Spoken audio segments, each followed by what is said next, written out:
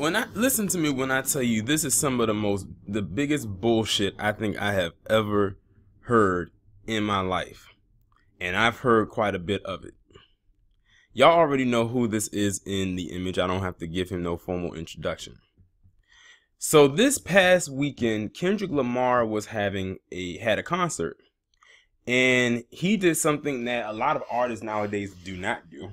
And that's pull one of the fans on stage and help them sing a song. Or sometimes whenever they do it, they'll have the person turn down the music and have the crowd just sing along or rap to the song. But he actually pulled a fan up on stage because I believe it was an outdoor style concert.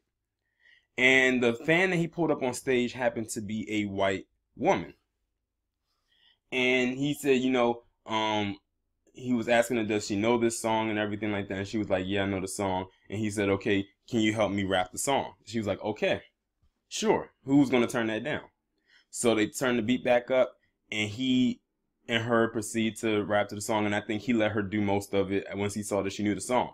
Now, the song in which she was rapping to, that his song had a few N-bombs in it, or N-words, you can say.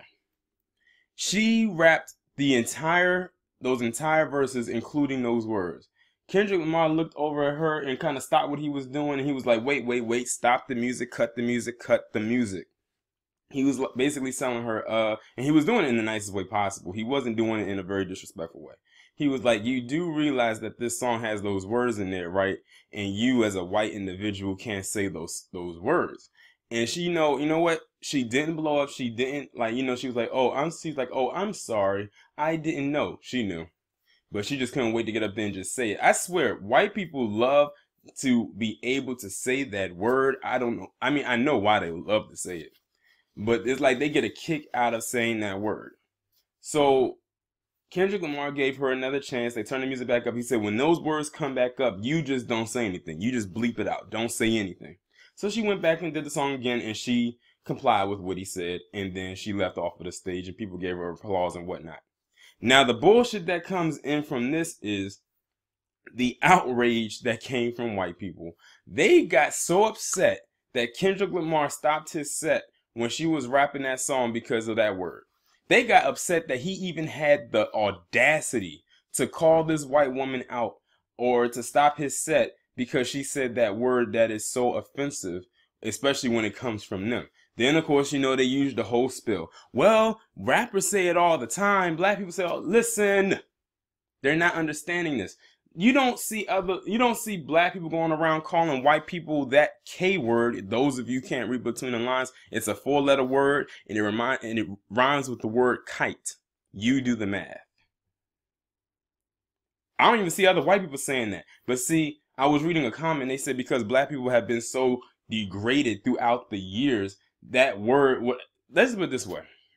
Whatever we say or do becomes cool. I always say that we are the trendsetters of the world. And that is a God honest fact.